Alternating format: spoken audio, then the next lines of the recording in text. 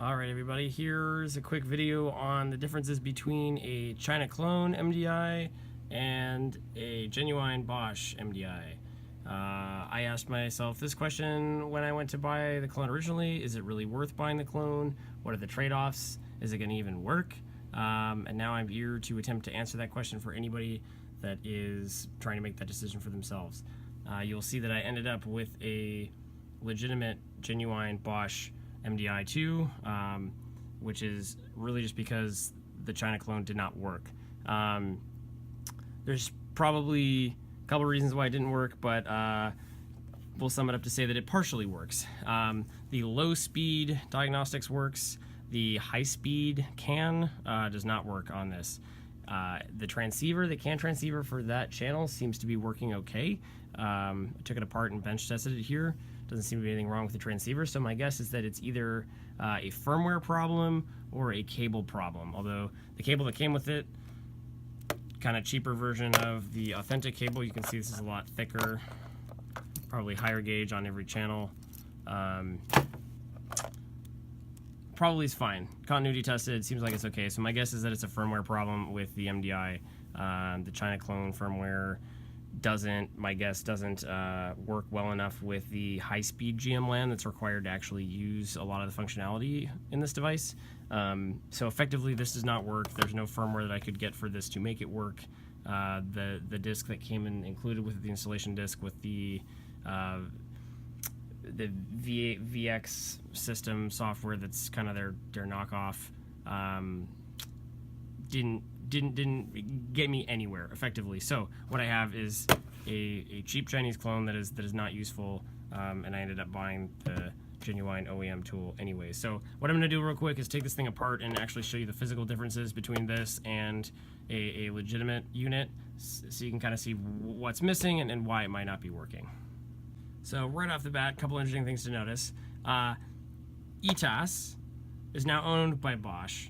And this is the generation 1 of this tool, which I believe was developed by ETAS before they were acquired by Bosch. And basically, this is new, but it's a reprint. Basically, Chinese company took the CAD, took the schematics, the designs for this, and has been reproducing them.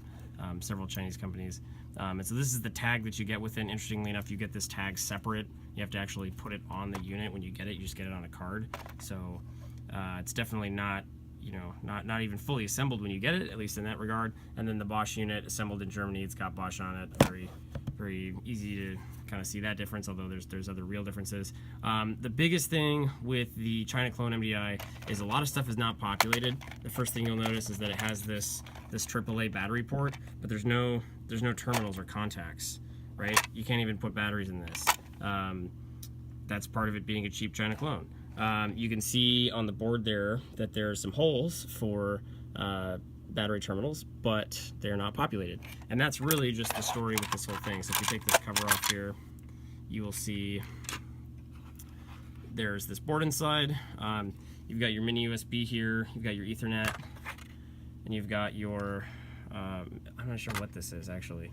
And you've got your power supply, and then you've got your like DB29 or whatever this is.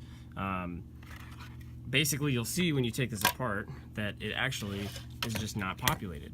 So all of these pads that are exposed are normally populated on a legitimate MDI or a higher quality China Clone.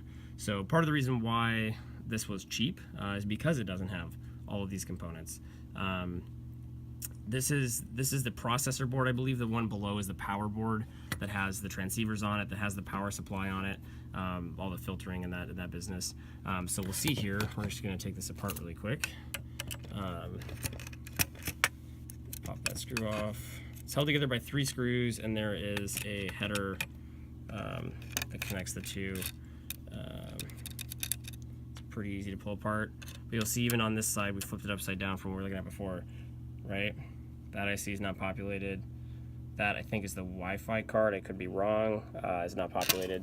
I don't have a Gen 1 authentic board or a higher quality clone to really see what it's missing, but that's kind of the gist. And then you'll see right here, there's this header that goes between them. So we're gonna just carefully pull that apart. Okay.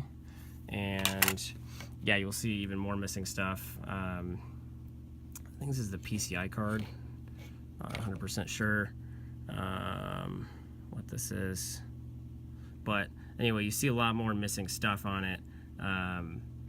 You know, it's very, very obviously depopulated. You're not getting a whole lot with it. That's the power button, the one power button that sticks through. There's a little buzzer, so you're really just getting, you know, what you pay for: a partially assembled board and partial functionality. Again, this is a cheap China clone. This is the cheapest one I could buy. This was about $150. My guess and my hope is that if you pay the additional $100 or $200 to buy a better clone, that you might get something that actually works. But this does not. And then moving down to the board, there's your little micro, all the power filtration, power regulation, whatnot, and then you've got some CAN transceivers, high-speed CAN transceiver, low-speed CAN transceiver, another high-speed CAN transceiver. You know, those transceivers are here. Those buses are physically connected, and they go all the way to the micro. It just doesn't seem like the firmware actually supports their functionality. And when I try to run bus tests, it says bus short to ground, even though there's no physical short to ground. So basically, you know, you might get a tool even that works, even as simplified as it is, as depopulated as it is, but the firmware, you know, is something that's been kind of hacked together quickly to make a buck. So if you want to buy one of these and rely on it working, I will recommend getting at least a high quality clone, or just biting the bullet and buying a used, authentic MDI, as I did. Hope this helps. Thanks for watching.